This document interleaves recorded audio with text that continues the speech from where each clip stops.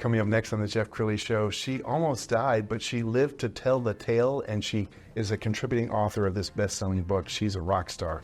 You'll meet her next.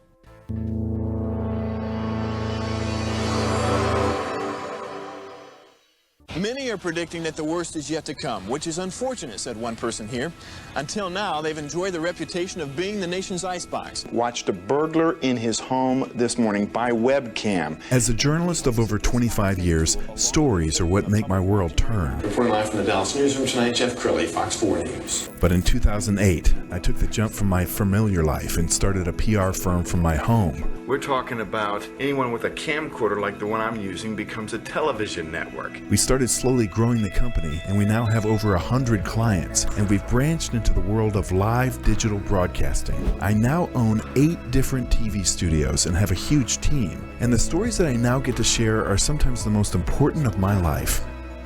Life has a funny way of coming around full circle. This is the Jeff Crilley Show. Well, most of us remember 2001 because that was, of course, September 11th. My next guest remembers that year very well because that was the year she almost died. Lauren Mayfield is in the studio. She's with Full Hearts Advising. Thanks for coming on the show. Thank you so much for having me. It's an honor to be here. Well, you're incredible. I met you at an event that we held here at the studios a week ago, and we had a chance to talk for a few minutes. And when you started to tell me your journey, I was just blown away. Can you share? I would be happy to. Thank you again for allowing me to have the honor of being in this studio with you. Thank you. You're very kind. On August 5th of 2001, I was in a car accident. My best friend and I were about to go into our junior year of high school. We had just gotten back from the Moody Gardens trip, and we were driving around and we saw a couple of guys we liked. Well, of course, we started following in the car. They sped up, and we didn't slow down or turn around. We sped up too. It wasn't a boy I was flirting with, it was death I was flirting with. I went around a curve too quickly and went into a skid, and I turned away from the skid instead of into it, hit a ditch, and flipped 8 times. I was in a Volkswagen Beetle, and those become roly-polies, and with the structure, and I just flipped and flipped. They called the ambulance, of course, as soon as someone saw that, who had to call the fire department to use the jaws of life to get my body out of the car. The roof had been crushed down to the windowsill. I was barely there. My lifeless body, after they got the jaws of life, was taken out of the car. They sent me to the Lifeline Hospital to Herman Memorial to see if they could do the brain surgeries I needed done quickly as possible. I had several subdural hematomas, which is bleeding on the brain. A small size is deadly, and my size was many times bigger than that, and they didn't expect me to live, let alone come out of the coma or vegetative state that I was put into. I was in a coma for a little while, and miraculously, I came out of that coma and was in recovery. I loved every minute of life, because whenever something's ripped from you, you expect and appreciate it so much more after that fact. I am very grateful for the people that I was in recovery with, stroke victims, Alzheimer's patients, and people who I would normally not associate with, but I saw things from their point of view, from their perspective, as I was there too. After many months, I was able to be put into a recovery group where we were learning how to feed ourselves again. When you come out of a coma, you don't just wake up. You have to grow up from newborn state again and learn how to walk, talk, feed yourself, go to the bathroom, everything all over.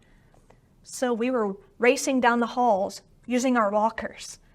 We would celebrate when Susie was able to stand up out of the bed for the first time all by herself. It was just such an elation.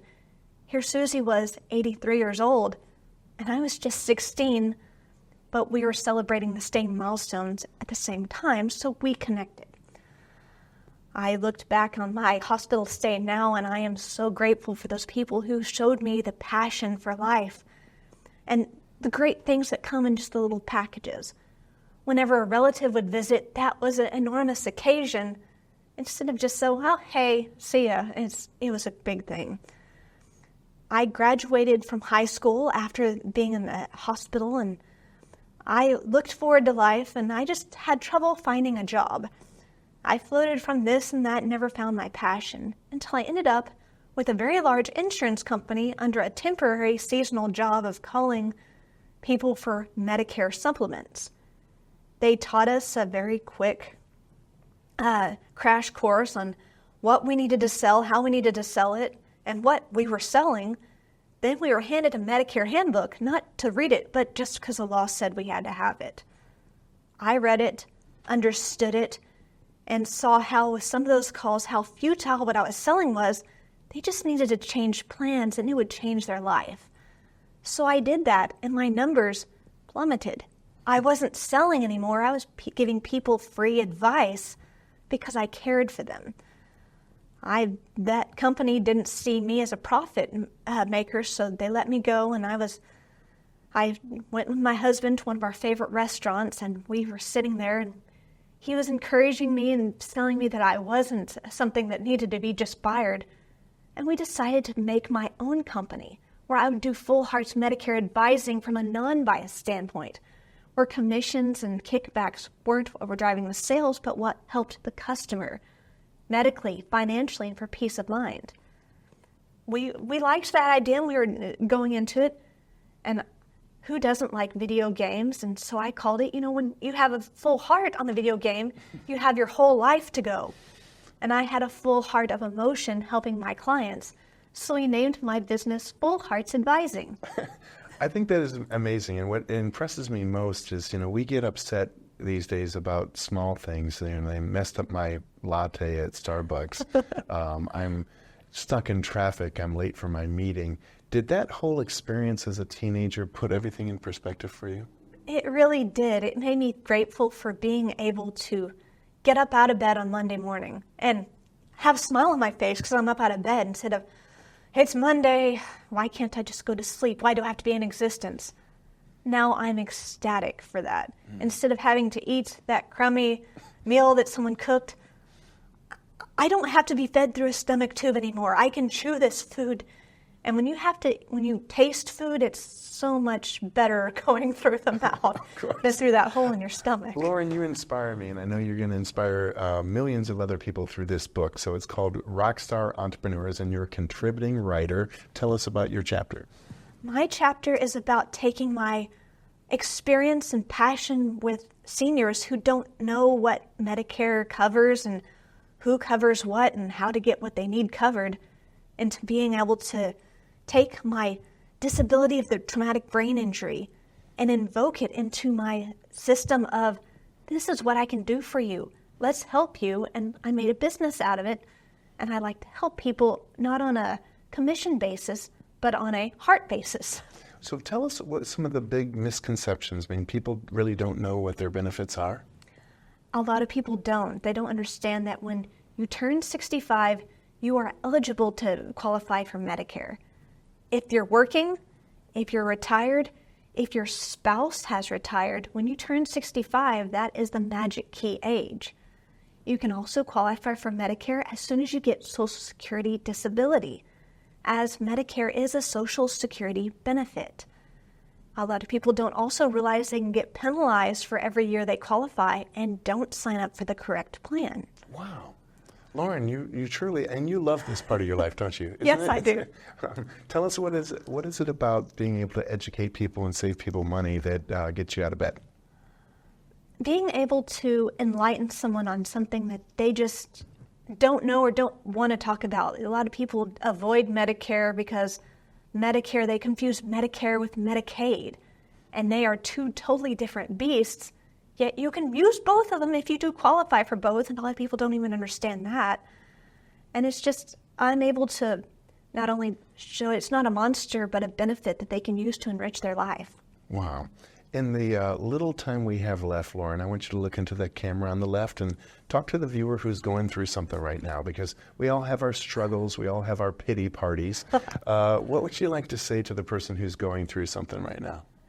If you think it's the end of the world because you've lost everything, it's not because you have life.